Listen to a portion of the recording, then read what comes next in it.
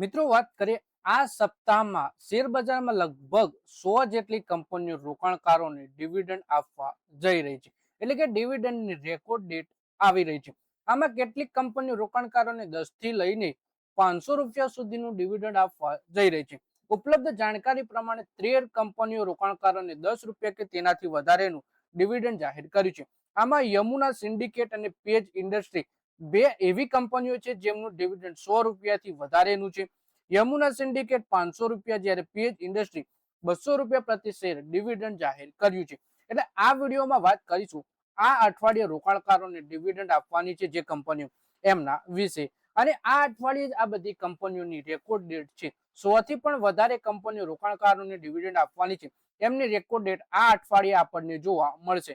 તો આ વિડીયોને તમે પૂરેપૂરો જોજો, જેથી જો આમાંથી કોઈ પણ કંપની તમારા જોડે હોય તો રેકોર્ડ ડેટ સુધી શેર હોલ્ડ કરી રાખો તો તમને પણ ડિવિડન્ડનો ફાયદો મળે, જે તમને શેર બજારમાંથી એક્સ્ટ્રા ઇન્કમ જનરેટ કરાવી આપી શકે છે. સૌથી પહેલા યમુના સિન્ડિકેટે 500 રૂપિયા પ્રતિ શેરનું ડિવિડન્ડ જાહેર કર્યું એના વિશે વાત કરીએ. 17 ઓગસ્ટ રેકોર્ડ ડેટ છે આની. અને એચકેએફ ઇન્ડિયાના 20 રૂપિયા પ્રતિ શેરના વચગાળાના ડિવિડન્ડ માટે પણ 17 ઓગસ્ટ 2026 રેકોર્ડ ડેટ છે.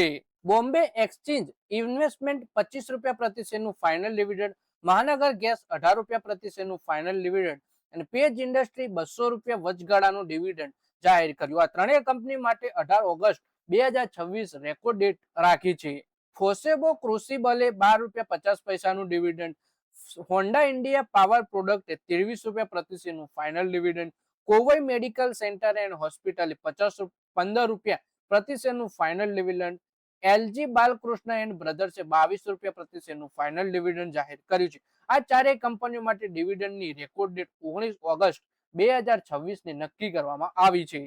પછી છે એકે કેપિટલ સર્વિસ 22 રૂપિયા પ્રતિ શેરનું ફાઇનલ ડિવિડન્ડ, અલ્ફ્રેડ હર્બુડ ઇન્ડિયા 20 રૂપિયા પ્રતિ શેરનું ફાઇનલ ડિવિડન્ડ, જી વર્નોવા ટીએનડી ઇન્ડિયાએ 10 રૂપિયા પ્રતિ શેરનું ફાઇનલ ડિવિડન્ડ અને એલઆઈસી હાઉસિંગ ફાઇનાન્સે 10 રૂપિયા પ્રતિ શેરનું ફાઇનલ ડિવિડન્ડ જાહેર કર્યું. 21 ઓગસ્ટ 2026 આની રેકોર્ડ ડેટ નક્કી કરવામાં આવી છે.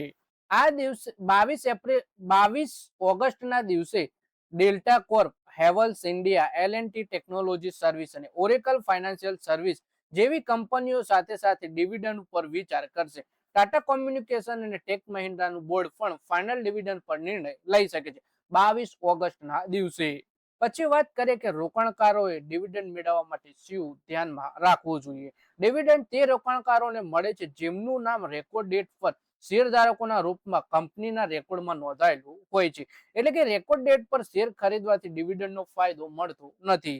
જ્યારે રેકોર્ડ ડેટના આધાર પર જ ડિવિડન્ડ ક્યારે અને કોને મળશે એ નક્કી થાય છે. ધ્યાન રાખો કે આ કોઈ રોકાણની સલાહ નથી અને અહીં માત્ર કોર્પોરેટ એક્શનની જ જાણકારી આપવામાં આવી છે. એટલે કે ડિવિડન્ડ માટે ક્યારેય કોઈ શેરમાં રોકાણ ના કરવું જોઈએ. તો મિત્રો આ વિડીયોમાં વાત કરી આ અઠવાડિયે રોકાણકારોને જે કંપની ડિવિડન્ડ આપવાની છે તેના વિશે. તો હવે મળીએ આવનારા વિડીયોમાં.